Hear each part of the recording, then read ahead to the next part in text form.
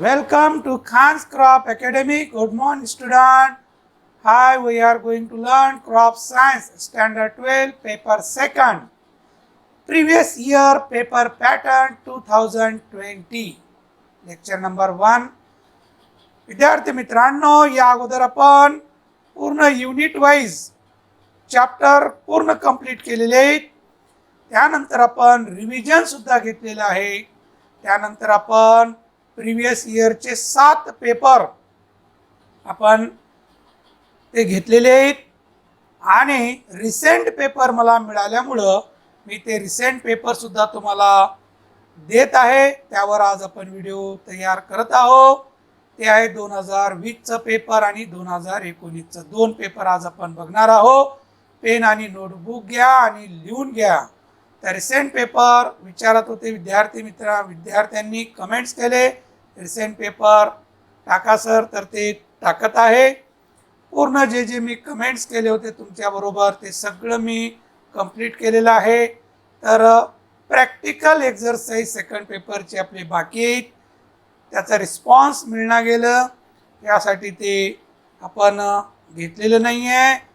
तर बघूया आपण पेपर सेकंडचा 2020चा पेपर 2020चा पेपर 2020चा पेपर आपण बघत आहोत. Question number 1 fill in the blanks. Botanical name of ginger is dash. जिंजरचा बॉटॅनिकल नेम विचारलेला आहे. B seed rate of gram is dash to dash kg per hectare. हरभऱ्याचं बियाचं प्रमाण प्रति हेक्टरी. Origin of chilli is dash Brazil. Lok one is a variety of dash crop wheat crop. तर असं हे विचारलेलं आहे 2020 मध्ये. Next, lucerne content dash to dash % crude protein. Lucerne याच्यामध्ये क्रूड प्रोटीनचं प्रमाण किती आहे हे विचारलेलं आहे. नंतर family of mustard is cruciferae. Family आहे मस्टर्डची, त्याच्यामध्ये काही रिड्यूस झालेले असतील ते 2021 एक्झामसाठी, तर ते वगळून तुम्ही बघायचं आहे. तर हे पेपर लिहित असताना क्वेश्चन नंबर 1A एका पेजवर, क्वेश्चन नंबर 1B सेकंड पेजवर एक पेज सेपरेट वापरायचं आहे. ते फिल इन द ब्लँकसाठी एक पेज भरपूर झालं. एक लाईन सोडून लिहायचं तुम्ही. नंतर डेफिनेशनसाठी एक पेज सेपरेट ठेवायचं. त्यामध्ये डेफिनेशन विचारलेलं लेबर इफिशियन्सी, मोनोकल्चर आणि फार्म मॅनेजमेंट. तर डेफिनेशन हे फर्स्ट पेपर आणि सेकंड पेपर असं दोन्ही पेपरमध्ये डेफिनेशन सारखे असतात, वेगळे राहत नाही. म्हणून जे आपण क्वेश्चन बँक दिलेली आहे इम्पॉर्टंट क्वेश्चन म्हणून, त्यामध्ये जे डेफिनेशन दिलेले आहेत ते महत्त्वाचे डेफिनेशन आहेत. ते डेफिनेशन तुम्ही करा, त्यापैकी डेफिनेशन विचारणार बोर्ड एक्झाममध्ये. तर हे labour efficiency, monoculture, farm management first पेपरमध्ये विचारलेलं आहे, बरंच आपण बघितलेलं आहे. Question number 2 write short notes any for 8 mark. 4 लिहायचे, 6 दिलेले आहेत. त्यापैकी 4 कोणते चांगले तुम्हाला सोडवता येतात ते अगोदर सोडवायचे, बाकीचे ऑर मध्ये तिथंच सोडवायचे आहे. तर यासाठी शॉर्ट नोट्ससाठी 6 पेज सेपरेट वापरायचे. प्रत्येक पेजवर सेपरेट शॉर्ट नोट्स लिहायला पाहिजे. असं सुटसुटीत पेपर लिहा. भरपूर पेजेस असतात शॉर्ट नोट्समध्ये, आपल्याला जास्त लिहायचं नसतं. एकतर जास्त 4-6 सेंटेन्समध्ये आपल्याला कंप्लीट करायचं असतं. तिथे विचारलेलं आहे पीट स्टोरेज ऑफ पोटॅटो. पोटॅटो पीट स्टोरेजमध्ये कसं स्टोअर केलं जातं त्याबद्दल लिहायचं आहे. Harvesting of safflower. सॅपफ्लॉवरची हार्वेस्टिंग कशी केली जाते ते लिहायचं आहे. Economic uses of wheat. गव्हाचं इकॉनॉमिक युजेस लिहायचं आहे. Soil and climate of gram म्हणजे इकॉलॉजी म्हणजे सॉइल अँड क्लायमेट लिहायचं आहे. ग्रामचं एक मार्कासाठी. Sowing direction and spacing of wheat. गव्हाचं सोईंग डायरेक्शन आणि स्पेसिंग किती असतं ते लिहायचं एक मार्कासाठी. Important of oil seed crop in Indian farming. हे फर्स्ट पेपरसाठी विचारू शकतात. Important oil seed crop in Indian farming. दुसरं विचारतात नेहमी important of pulse crop in Indian farming. तर हे आणि कॅरेक्टरिस्टिक ऑफ गुड फॉडर हे दोन्ही पेपरमध्ये 3 प्रश्न असतात. दोन्ही पेपरसाठी महत्त्वाचं आहे. समजलं बाळांनो. Next question number 3 attempt any 4 of the following. Brief cultivation of बरसीम, बरसीमवर ब्रीफ कल्टिवेशन. सेकंड पेपरमध्ये 2 किंवा 1 ब्रीफ कल्टिवेशन फॉडर क्रॉपवर असतं, आहेतच 3, त्यापैकी एक असणारच कंपल्सरी किंवा दोन्ही असू शकतात. इकॉनॉमिक युजेस ऑफ टर्मरिक, टर्मरिकचे economic uses. Pune method of jowar cultivation, Pune method of jowar cultivation. तर हे फर्स्ट पेपरमध्ये असतं. जवार हे फर्स्ट पेपरमध्ये आहे, खरीप जवार म्हणून. देन ट्रान्सप्लांटिंग इन चिली, चिलीचं ट्रान्सप्लांटिंग बद्दल लिहायचं आहे. Write in brief types of farm labour, first पेपरमध्ये विचारलेलं होतं. फार्म लेबरचे टाईप्स, कोणत्या टाईपचे लेबर असतात ते लिहायचे तुम्हाला, फक्त नावं. नंतर curing in ginger, ginger turmeric यामध्ये क्युरिंग प्रोसेस होतात आणि टोबॅकोमध्ये ते एक विचारतात क्युरिंग प्रोसेस 3 क्रॉपपैकी 1 क्रॉपवर. तर 6 दिलेले, 4 सोडवायचे. यासाठी सुद्धा 6 पेज वापरायचे सेपरेट ऑरमध्ये सहित. कंपल्सरी जे 4 आहेत ते जे चांगले तुम्हाला सोडवता येतात करेक्ट ते अगोदर सोडवायचं, ऑरमध्ये नंतर सोडवायचे. 6 पेजमध्ये लिहायचं. ऑरमधले प्रश्न पूर्ण कंपल्सरी पेपर झाल्यानंतर मग ऑरला सुरू करायचं. ऑरसाठी तिथंच जागा रिकामी ठेवायचं आहे. पुन्हा आणखीन प्रश्न क्रमांक टाकून लिहायचं नाही, वेळोवेळी सांगत आहे, मागे पण सांगितलेलं आहे तुम्हाला पेपर कसं सोडवायचं. Next question number 4A, supply information about onion crop on the following points, any 2. तर ओनियन क्रॉपवर 3 पॉईंट दिलेले आहेत, तर 2 पॉईंटवर लिहायचं आहे 4 मार्कासाठी. इकॉलॉजी, ट्रान्सप्लांटिंग, इकॉनॉमिक युजेस असं हे लिहायचं तुम्ही ओनियनबद्दल. बी विचारलेलं आहे supply information about tobacco crop on the following point, any 2, 4 मार्कासाठी. Raising of seedling, variety any 4, harvesting in yield, टोबॅकोचं लिहायचं आहे. तर जे 8 मार्कासाठी आपण क्रॉप विचारलेले आहे ते सुद्धा 4 मार्काला विचारतात. तर या क्वेश्चन नंबर 4AB ला ऑर असतं टॅब्युलर इन्फॉर्मेशन. वरचे AB सोडवा किंवा हे टॅब्युलर इन्फॉर्मेशन सोडायला पाहिजे. तर क्रॉपचे नाव आहेत आणि त्या क्रॉपबद्दल माहिती इकडं असं पी, लेंटिल, जवार, लिंकसीड असं विचारलेलं आहे. इकडं botanical name, family, seed rate, seed rate kg per hectare आणि व्हेरायटी एनी 1. तर सीड रेट kg मध्ये विचारलं तर kg मध्येच लिहायला पाहिजे, असं आपण kg मध्ये दिलेले आहेत. तर हे जे टॅब्युलर इन्फॉर्मेशन लिहित असताना आन्सर शीटचे 2 पेज वापरायचे. 2 पेज मध्ये टेबल तयार करायचं. एका पेजवर 3 कॉलम, दुसऱ्या पेजवर 2 कॉलम, असं मोठं टेबल तयार करायचं 2 पेजचं आणि सुटसुटीत लिहायचं बाळांनो. तिथंच एका पेजवर बारीक टेबल करतात, बारीक लिहितात, तसं करायचं नाही. आपल्याला मार्क घ्यायचे त्यांच्या हातातून, तर सुटसुटीत सोडवायचं. दोन्ही पेजचा वापर करा, व्यवस्थित मार्क मिळणार. Next question number 5, give detail information regarding अडसाली sugar cane crop on the following aspect, any 4. तर अडसाली शुगर केनचं विचारलेलं आहे 8 मार्कासाठी. तर 6 पॉईंट दिलेले आहेत, तर 4 पॉईंट सोडवायचे असतात. तर यासाठी सुद्धा आपण 4 पेज सफिशियंट होतात या प्रश्न 5 साठी. मागे एका व्हिडिओमध्ये डिटेल सांगितलेले आहे तुम्हाला कोणत्या प्रश्नाला किती पेज, आणि पूर्ण आखून ठेवायचं अगोदर. अर्धा तास तुम्हाला बिफोर आन्सर शीट मिळते तेव्हा हे काम करून ठेवायचं पूर्ण, आणि प्रश्नपत्रिका क्वेश्चन पेपर मिळाल्याबरोबर उत्तर सुरू करायचं पहिल्यापासून. कोणतं प्रश्न कुठेही सोडू शकतात, परंतु त्या प्रश्नाचे बीट त्यामध्येच असायला पाहिजे, ही काळजी घ्यायला पाहिजे. तर अडसाली शुगर केन म्हटल्यानंतर त्या अडसाली शुगर केन बद्दलच माहिती द्यायला पाहिजे. मॅन्युअर फर्टिलायझर अडसालीचं असायला पाहिजे, नंतर यील्ड अडसालीचंच असायला पाहिजे. तर जे अडसाली, सुरू आणि प्री सिजनल असं शुगर केनचे टाईप. आणि फक्त शुगर केन म्हटलं तर कोणत्याही याचं लिहिलं तर चालतं. मग तर इकॉलॉजी सेम असतं कोणत्याही शुगर केनचं. त्यामध्ये क्लायमेट, सॉईल लिहायचं.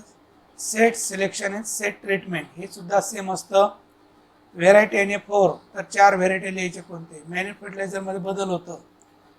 रिकमेंडेड डोस वेगळं आहे, अडसालीचं वेगळं, प्रीचं वेगळं, सुरूचं वेगळं आहे. हार्वेस्टिंग, यील्ड, हार्वेस्टिंग हे सारखं असतं पण यील्डमध्ये बदल आहे. Pest and disease names any 2 of each, पेजचे 2 नावं, डिसीजचे 2 नावं द्यायचे. तर या पद्धतीने 8 मार्काचा प्रश्न साठी शुगर केन एक करायचं आहे, व्हीट एक करायचं आहे. नंतर काही वेळेला विचारतात टोबॅको, लक्षात. पण हे व्हीट आणि शुगर केन हे कंपल्सरी असतं. आणि 4 मार्कासाठी टोबॅको, चिली, रबी जवार हे प्रश्न, ओनियन हे 4 मार्कासाठी असतात. बाकीचे जे आहे 2 मार्कासाठी असतात. तर बघूया आपण नेक्स्ट 2019चा पेपर बघू आपण. 2019चा पेपर, यामध्ये क्वेश्चन नंबर 1 आहे fill in the blanks. Botanical name of टर्मरिकचं बॉटॅनिकल नेम विचारलेलं आहे. नंतर b lentil belong to family, लेंटिलचं फॅमिली लिहायचं leguminosae. Dash dash is the origin of berseem, बर्सिमचं ओरिजिन विचारलेलं आहे. D central potato research station is located at Simla, आहे ना. तर असं विचारू शकतात. नंतर हे कट झालेलं आहे इथं. तर टेलिग्रामवर आपण PDF पाठवत आहोत, ते बघून घ्या. D central potato research station is located. अच्छा, रिपीट झालेलं आहे, कटलं नाही, कारण सी आहे. सी तर इथं झाले ना, डी पण झालेलं आहे. ओके, तर इथं d central potato research station is located Simla. Striga is the root parasite of dash dash crop. Striga कोणत्या पिकावरचं रूट पॅरासाइट आहे? जवारवरचं आहे.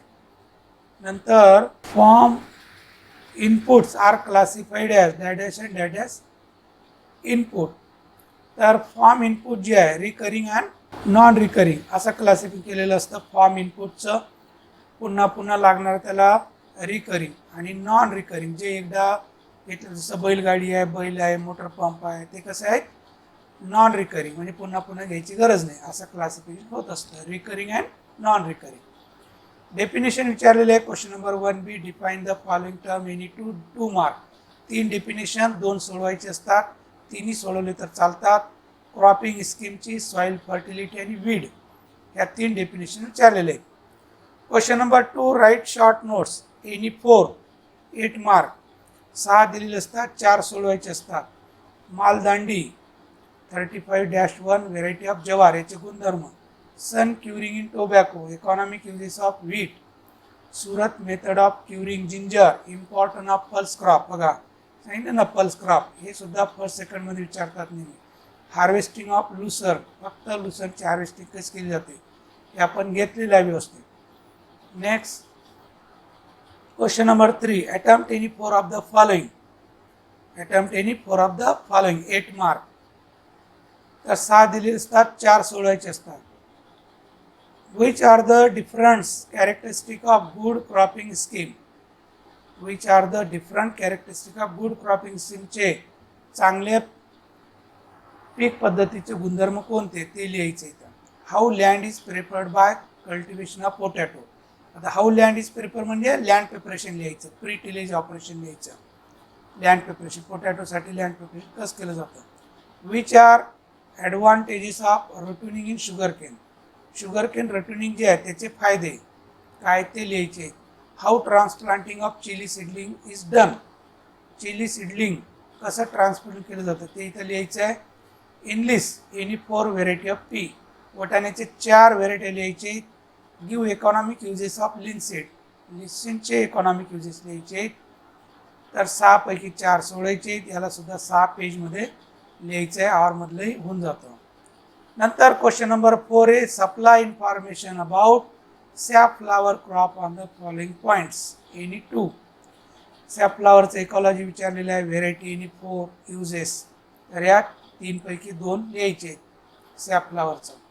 नंतर बी विचारलं supply information about gram crop on the following point any 2. 4 मार्कासाठी 3 point दिलेले आहेत, त्यापैकी 2 सोडवायचे. Seed rate and seed treatment, collection of malic acid, harvesting and yield, या 3 पॉईंटपैकी 2 पॉईंट सोडवायचे. तर क्वेश्चन नंबर 4 ए अँड बीला ऑर असतं टॅब्युलर इन्फॉर्मेशन. ए बी सोडवा किंवा हे टॅब्युलर इन्फॉर्मेशन सोडवा. तर 4 क्रॉप दिले असतात. 4 क्रॉपचे इकडे 4 पॉईंट विचारलेले असतात.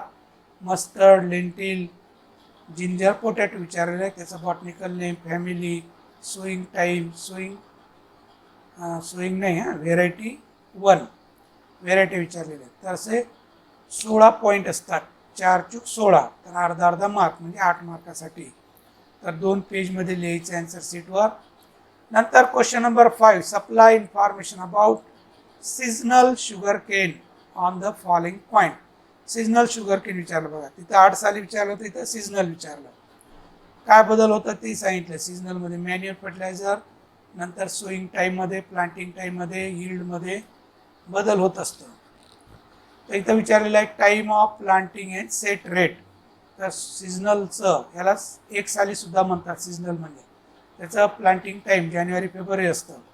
सेट रेट काय असतं 25,000 to 30,000 3 I bird set per hectare. ने सीड ट्रीटमेंट इनलिस वनली, फक्त इनलिस करायचं आहे. 6 सीड ट्रीटमेंट असतात शुगर केनवर, फक्त त्यांचे नावं लिहायची. इथं डिसीज विथ कंट्रोल इन्यू 2, 2 डिसीजचे नावं आणि त्याचं कंट्रोल मेजर लिहायचं. इरिगेशन लिहायचं आहे. मॅन्युअल फर्टिलायझर इथं बदल होतं, सुरूच म्हणजे सीजनल शुगर केनचं लिहायचं एक सालीचं.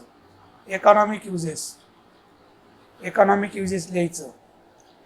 तर जिथं बदल होतं फक्त 3-4 पॉईंटमध्ये बदल होत असतं, बाकी बदल होत नाही, बाकी सगळं सारखं असतं. तर विद्यार्थी मित्रांनो, या पद्धतीनं हे पेपर प्रिव्हियस इयरचे पेपर आपण बघितलेले, अगोदर 7 आणि आता 2 असे 9 पेपर बघितलेले आहेत आणि फर्स्ट पेपरचे 10 पेपर बघितलेले.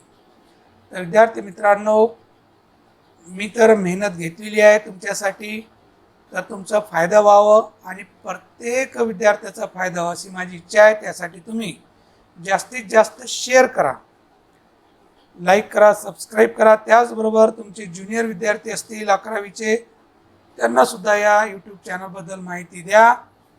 त्या ग्रुपमध्ये तुम्ही जास्तीत जास्त शेअर करा, त्यांचाही फायदा होईल. तर इथं आपण थांबूया. थँक्स. जय जवान जय किसान.